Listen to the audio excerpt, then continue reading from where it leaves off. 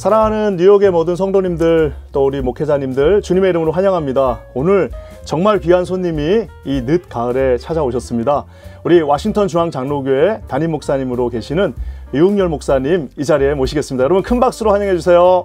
감사합니다, 목사님. 반갑습니다. 와, 목사님 드디어. 네. Finally. 이렇게 와주셔서 너무 영광입니다, 목사님. 처음에 오셨던 게 제가 부임하고 직후에 아마 부흥회하러 50주년 부흥회 때 와주셨는데요. 벌써 이제 55주년이 저희가 돼가고 있습니다. 혹시 목사님 우리 뉴욕에 계신 성도님들에게 한번 좀 인사 한번 해주시면 감사하겠습니다. 와, 뉴욕에는 우리 사랑하는 성도님들, 특별히 우리 한인교회 성도님들, 뉴욕은 세계 중심지인데 여러분들이야말로 영적 중심지로 서 있는 여러분들 너무나 감사드리고 하나님께서 여러분들을 통해서 멋지게 하나님 나라를 이루어 나가시기를 바랍니다. 그리고 이 아름다운 가을날에 여러분들의 저 아름다운 산천이 물들어가듯이 여러분들의 영혼도 우리 예수님으로 말미암아 물들어가기를 바랍니다. 여러분들 참 고맙습니다. 네, 목사님. 목사님 벌써 저도 5년이 됐지만 목사님도 이제 목회를 하신 지가 사실 10년이 넘었습니다. 그렇죠. 목사님 원래 신학자로 계셨다가 목회자가 되셨는데 신학자와 목회자의 가장 큰 차이가 뭔가요?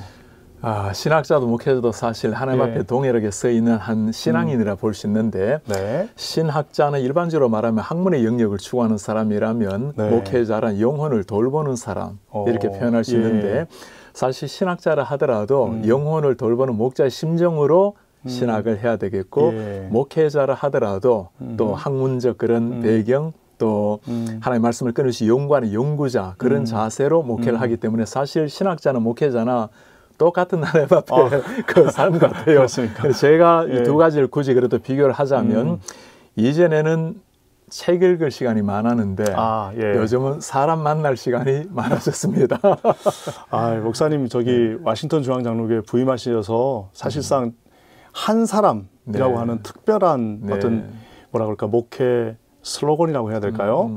사실상 좀 약간 의아한 게 워싱턴 중앙장로교회가 워낙 큰 교회인데 어떻게 한 사람이라고 하는 그 띠을 가지시게 되셨나요? 제가 10년 동안 교회 생활을 했는데 그전에도 신학 공부하면서 늘 생각했던 것 중에 하나가 만일 목회를 한다면 어떤 목회를 할 것인가 가장 따라가야 된다면 예수님의 그 목회의 삶일 텐데 예수님께서 어떤 목회 정신으로 하셨을까 그게 관심이었습니다. 주님 삶을 보면 언제나 주님 곁에서는 무리들 많은 사람이 있었지만 예수님의 관심은 그 중에 한 사람 늦게 찾아온 니고데모 또 삶에서 버림받았던 한 사마리아 여인 38년 된 병자 혈루증 앓았던 여인 그렇게 한 영혼을 향해서 예수님께서 올인하다시피 하시고 그를 변화시켰던 그 예수님 사실 12제자도 마찬가지죠. 그죠? 엄청난 숫자로 보면 12제자도 한 사람 한 사람일 텐데 예수님 마음속에는 그 한 영혼이 변화되면 한 사람으로 말미암아 가정도 변화되고 또 사회도 변화될 수 있다는 그 생각 12제자를 바르게 세우면 그들로 말미암아 예루살렘, 유다, 사마리아 땅끝까지 변화될 수 있다는 그 확신 그래서 제가 이걸 또 원맨 비전이라는 단어를 가지고 목회하리라 생각을 했는데 하나님께서 마침 부르심을 주셔서 한 영혼을 향한 목자의 심정 그래서 제가 이 땅을 떠났을 때 언젠가 하나님이 부르시는 날 사람들이 저를 어떤 사람으로 기억하면 좋을까 그 생각 자주 하거든요. 열심으로 가르친 사람, 목회 열심히 한 사람 뭐 많은 걸 다 좋겠지만 하나 듣고 싶은 이야기가 있다면 그분은 한 사람을 소중히 여기고 한 사람을 위해서 시간을 언제나 바쳤습니다. 그런 이야기 들을 수 있다면 참 행복하다는 생각이 들어요. 참 어떻게 보면은 중앙장로교회가 성도들이 많이 계신데 목사님 어떻게 프랙티컬하게 어떻게 그러면 그 한 사람 한 사람을 케어하실 수 있나요? 제가 하는 아주 심플한데 한 사람 한 사람을 다 만나리라 생각을 하면 물리적으로 불가능하잖아요. 그렇죠. 시간이 이거는 불가능. 그래서 일단 부르면 간다. 우리 목사님 옛날에 많이 외쳤던 구호. 부르면 간다. 부르면 그냥 가는 거 필요로 하면 그냥 가는 게 목자의 삶이니까 그리고 찾아오면 본다.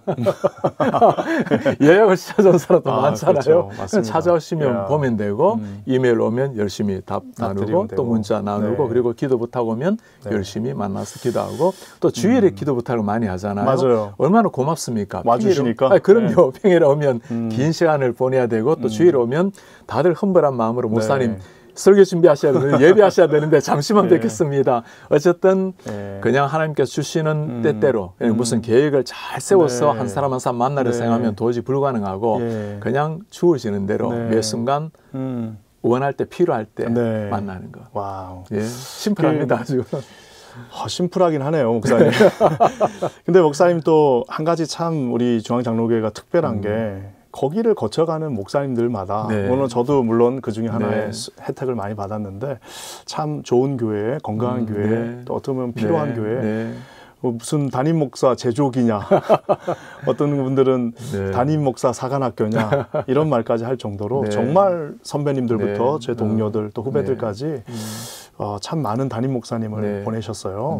목사님 무슨 비결이 혹은 뭐 비결 확실히 있습니다. 비결이 있습니까? 비결 좀 가르쳐 주십시오. 두 가지 얘기하고 싶은데 첫 번째 비결은 다들 좋은 분이 오신 거예요. 그러니까 좋은 사람이 왔다. 그럼요. 기본기가 되어 있는 좋은 하나님의 사람들을 모시니까 사실 저는 제대로 이렇게 섬기지도 못하고 훈련한 것도 아닌데 본인들이 좋은 사람이 오시니까 좋은 목회자가 탄생이 된 것이고 그다음 하나는 참 좋은 교회입니다. 저희 교회 자체가 함께 섬기면서 배우고 눈으로 보고 귀로 듣는 것 모든 것들이 본인들이 잘 습득하니까 좋은 그런 목회자 된 것 같고 그다음에 제가 한 가지 좀 부족하지만 가지고 있는 생각 중에 제 목회에서 가장 중요한 게 무엇입니까? 라고 묻는다면 물론 성도님들을 위해서 제가 부름받은 목사입니다. 그러나 우리 좋은 목사님들, 동역자들을 좋은 담임 목사님으로 세우는 것, 또 좋은 교수위원으로 세우는 것, 한 목회자가 세워지면 한 교회가 세워지는 겁니다. 그래서 제 목회 1순위를 언제나 좋은 목사님들을 잘 발굴하고 또 세워내는 것.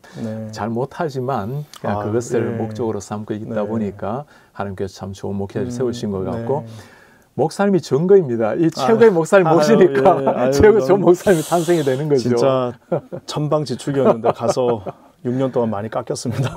아닙니다. 제가 사실 전혀 제가 준비가 안 된 목사인데도 목사님 진짜 훌륭하게 잘 섬기셨고 그 청년들 밤새도록 낮새도록 뛰어다니는 목사님 생각하면 솔직히 정말 고맙고 그리고 저는 우리 뉴욕 우리 한인사회 그리고 우리 한인교회 정말 그 말씀 꼭 드리고 싶어요. 우리 김만아모 목사님 같은 분이 뉴욕에 오셨다라는 것 자체가 뉴욕의 축복입니다. 제가 목사님 이렇게 축복하면서 그때 늘 드렸던 부탁이 목사님으로 말미암아 뉴욕의 영적 지각 변동이 일어나기를 그리고 목사님 때문에 뉴욕에는 많은 목회자들이 힘을 얻고 와 정말 우리 뉴욕의 하나님이 이런 사자를 보내주셨다 그 말 듣기를 원한다고 했는데 그 말을 얼마나 많은 사람이 하는지 목사님들이 그 말을 해와요. 목사님 땡큐. 감사합니다. 목사님. 가르쳐 주셔서 감사하고요. 그 목사님은 사실상 그 교수이시기 이전에 또 선교사의 마음을 가지시고 정말 그 교수로 티칭하시면서도 계속 선교지를 끊임없이 다니셨잖아요.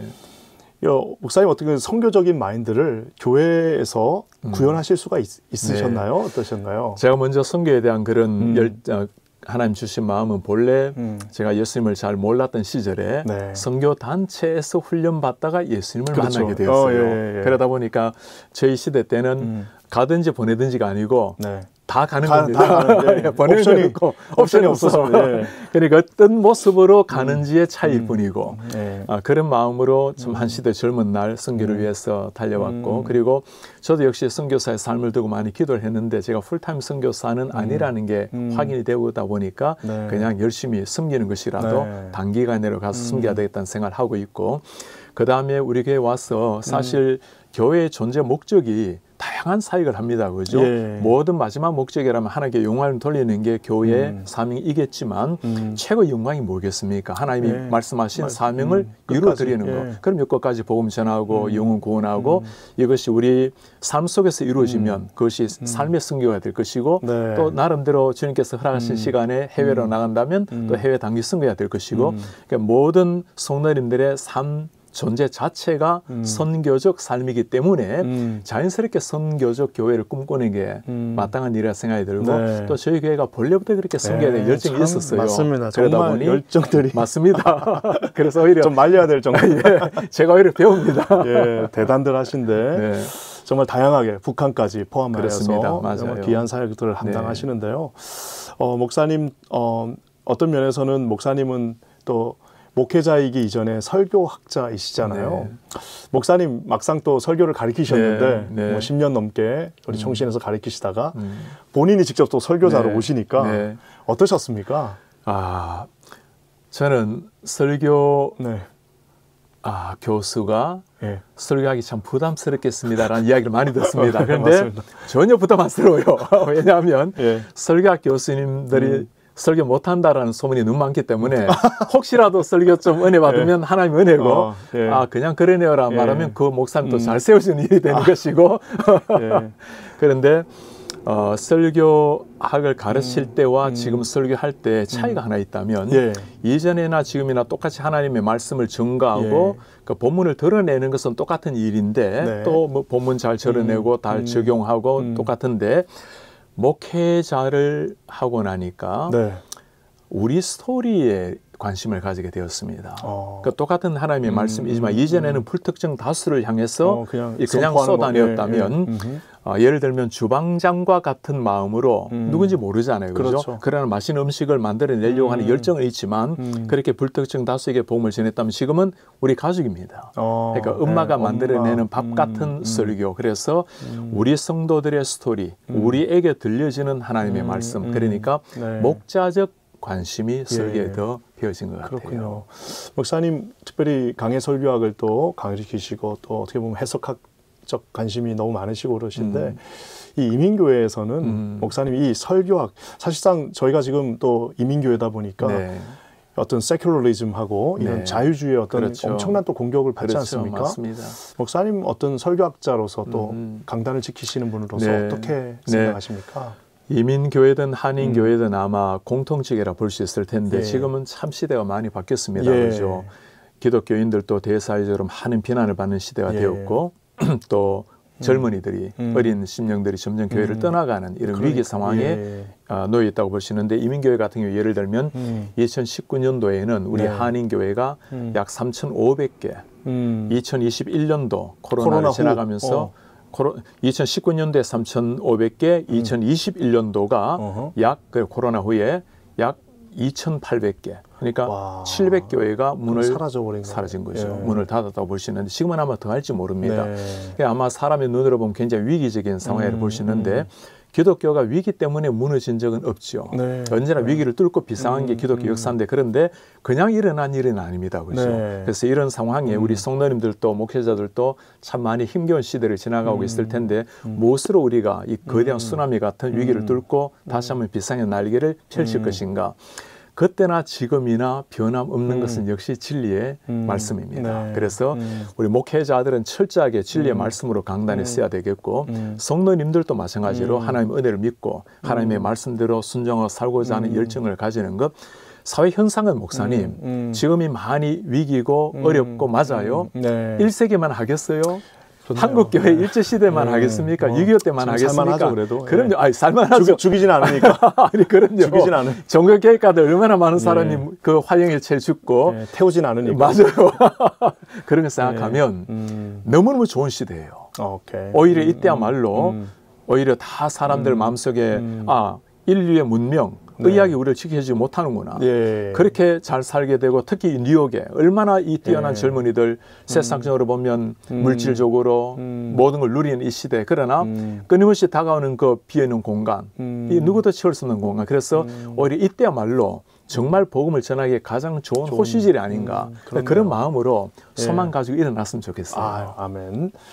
그 목사님 이 설교학적으로도 사실상 시대가 악해지고 또 워낙 그 뭐라 그럴까 다운주의라고 해야 되죠. 그러다 보니까 우리 예전에 설교학에서 이 설교학을 위해서 해석학을 절대로 희생시키거나 양보하지 말라라고 이렇게 했는 그 유명한 첨이 있는데 목회를 하다 보니까 뭔가 좀 성도들을 좀 더 위로하고 싶고 성도들에게 조금 더 다가가고 싶은 그런 어떤 이거를 목회적 마음이라고 해야 될까요? 유혹이라고 해야 될까요? 맞습니다.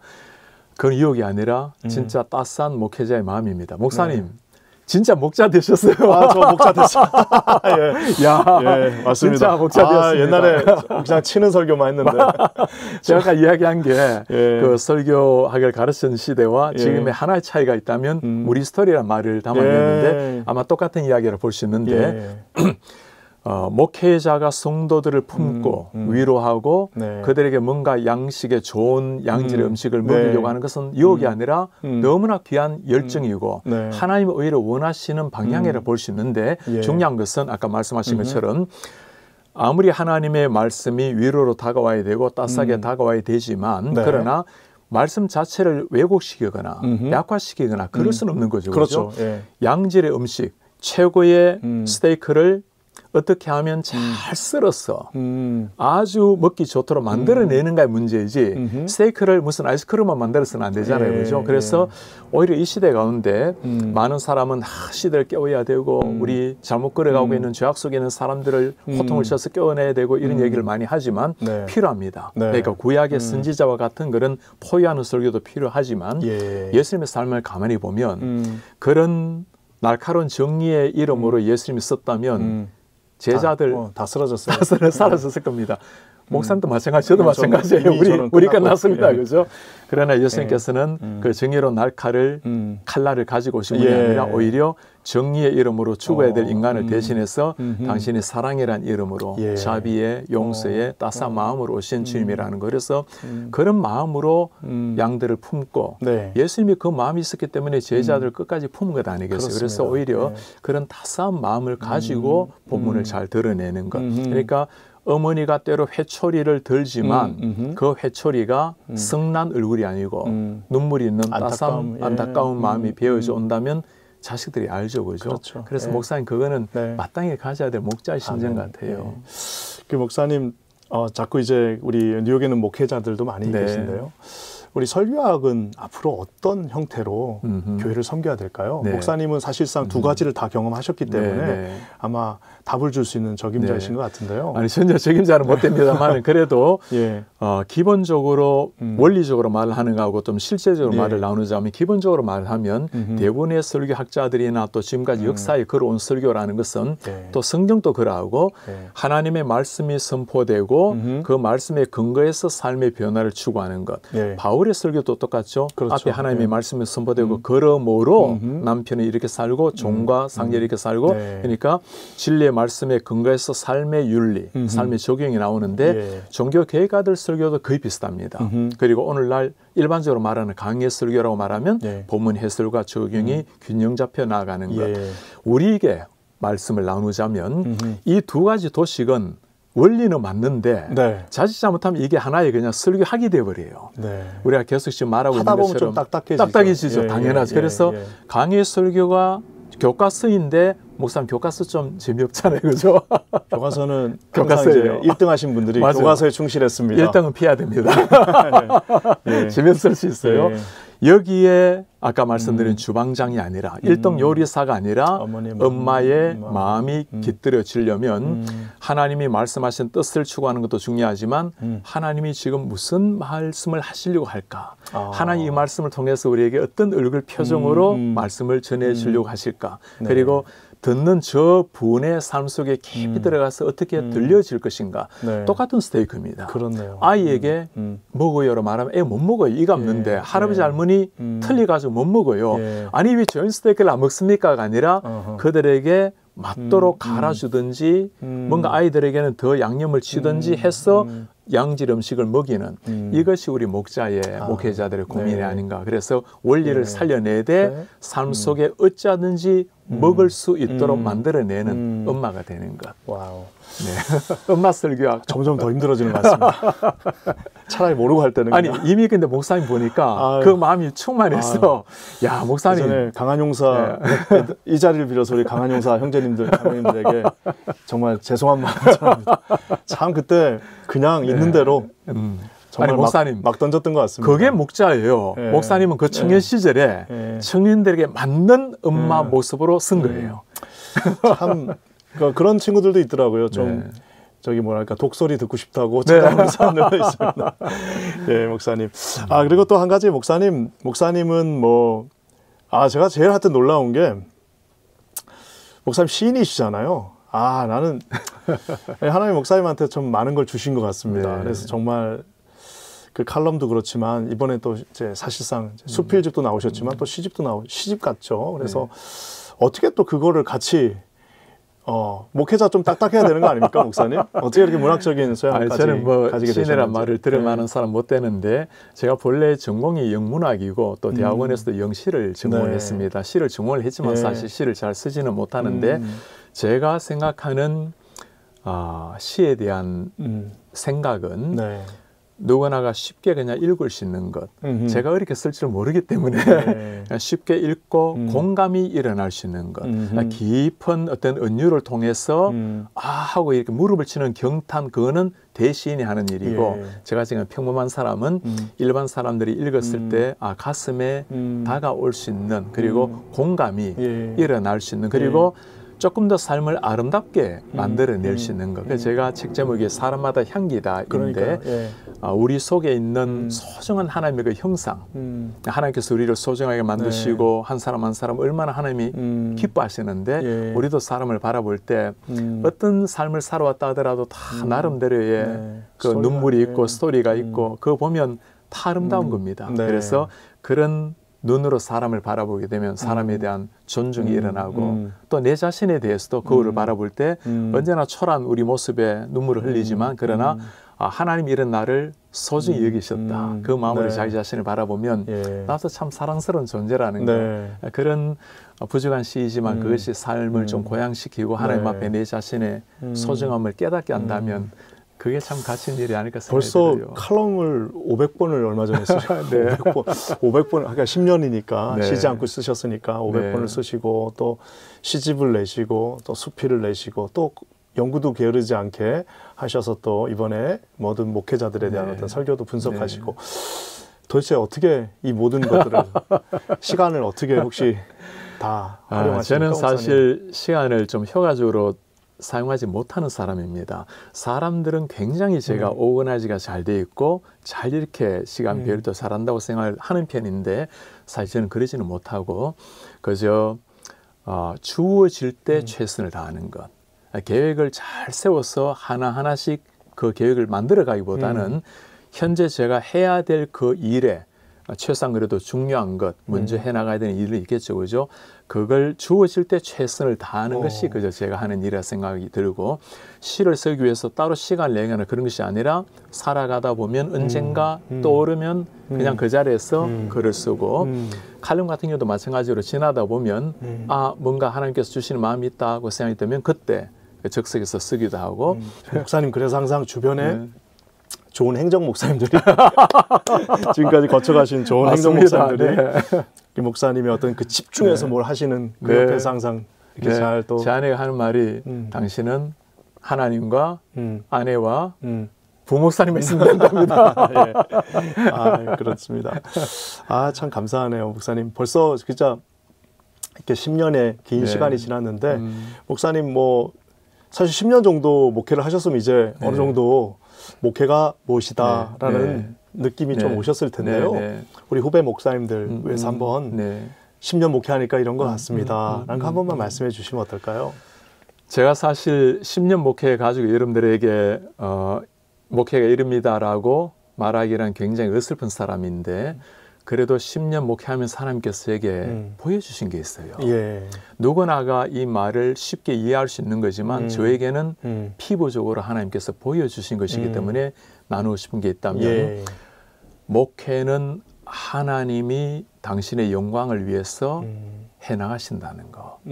우리는 최선을 다합니다. 나름대로 계획도 세우고 주님 앞에 참 무릎 꿇고 열정을 내고 한 영혼을 향해서 달려가고 다 하는데 돌아보니 역시 목회는 하나님께서 하시는 그 목회에 우리가 쓰임을 받는다라는 거. 어떻게 하면 내가 주님 앞에 잘 쓰임을 받을까? 그러니 이렇게 좀 표현하고 싶어요.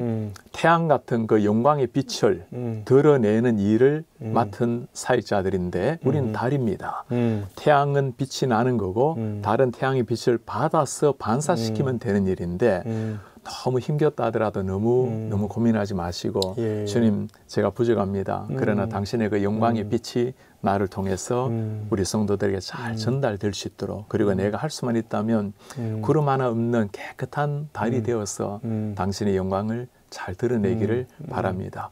영광이 나타난다 해도 목회자가 받아야 될 박수는 아무것도 없습니다. 우리는 태양이 없으면 아무것도 아닌 달이고 혹시 기대처럼 목회가 펼치지 않는다 하더라도 너무 낙심하지 말고 실망하지 말고 다른 하나님 앞에 그저 빛을 반사하는 것으로서 부족한 대로 드리는 것. 그래서 우리 동역자들 우리 목사님들에게 꼭 그렇게 말씀드리고 싶어요. 목사님들 하나님께서 이미 목사님들의 삶을 받으시고 목사님들의 결단, 그 아픔의 눈물 다 아십니다. 그것으로 충분히 훌륭한 목회 잘하신 겁니다. 결과가 아름답게 맺어진다면 참 기분 좋고 즐거운 일입니다. 혹시 생각처럼 펼치지 않는다 하더라도 이미 하나님이 우리를 받으셨다라는 거, 그것을 위안 삼고 새롭게 멋지게 일어나시길 바랍니다. 아유, 목사님 뭐 이렇게 밤샜으면 좋겠는데 마지막으로 목사님 저기 사모님하고도 또 특별한 사모님 정말 우리 특별하시잖아요. 예, 사모님하고는 어떻게 만나셨고 지금 사모님은 목사님에게 어떤 존재이신가요? 아내는 제가 목회하면서 제일 감사한 게 있다면 제가 드러내서 고백할 때는 우리 목회자들과 또 우리 장로님들 또 좋은 교인들이라고 말하고 싶습니다. 그러나 내면적으로 주님 앞에 고백을 할 때는 제일 고마운 게 아내입니다. 아멘. 정말 아내는 제가 목회 완전히 전적으로 헌신할 수 있도록 집에 못질부터 페인터 칠부터 나무 자르는 것부터 시작해서 사모님 그러실 분은 아니신데 사실은 운전 다 아내가 다 하고 모든 걸 다 아내가 감당을 하는데 또 필요한 성도들 신방 다 해주고 그래서 아내에게 참 고마운 그런 심정이고 아내는 제가 교생활 할 때도 자주 한 말이 있습니다. 하나님 혹시 부르시지 않았냐고 어디 집에 갔다 오면 아니 목사가 되었으면 목회를 해야지 가지 말라고 보통 말려야 되는데 교수님 부인들이 보통 여보 정신 바싹 차리고 어디 가면 안 됩니다 그러는데 부르시지 않았냐. 목회를 하든지 아니면 선교사로 가든지. 그래서 지금 아내는 너무너무 행복하게. 사모님께서 사실상 또 거의 풀타임으로 또 우리 의사로서 닥터로서 또 섬기시고 또 거의 뭐라 그럴까요? 이거 뭐 정말 우리 일대 사모님처럼 정말 그렇게 또 다니시면서 또 하시고 또 우리 교육자들도 다 일일이 챙기시고 하는데 사모님은 좀 지치시지 않나요? 괜찮으신가요? 나는 그게 잠깐 걱정입니다. 저도 걱정입니다. 그런데 아내는 자신의 일을 이제는 부분적으로 좀 파트타임으로 하고 거의 뭐 풀타임으로 목회를 한다고 볼 수 있는데 그렇죠. 너무나 행복하게 섬기고 있고 그리고 우리 목회자들 또 성도를 섬길 때 그게 본인에게는 가장 큰 의미 있는 일이니까 진심으로 그렇게 진심으로 섬겨요. 그래서 그걸 제가 알기 때문에 너무너무 고마운 심정이고 그래서 제가 참 그분에 대해서는 아내에게 참 존경스럽고 너무너무 고마운 마음입니다. 와, 목사님 너무 감사합니다.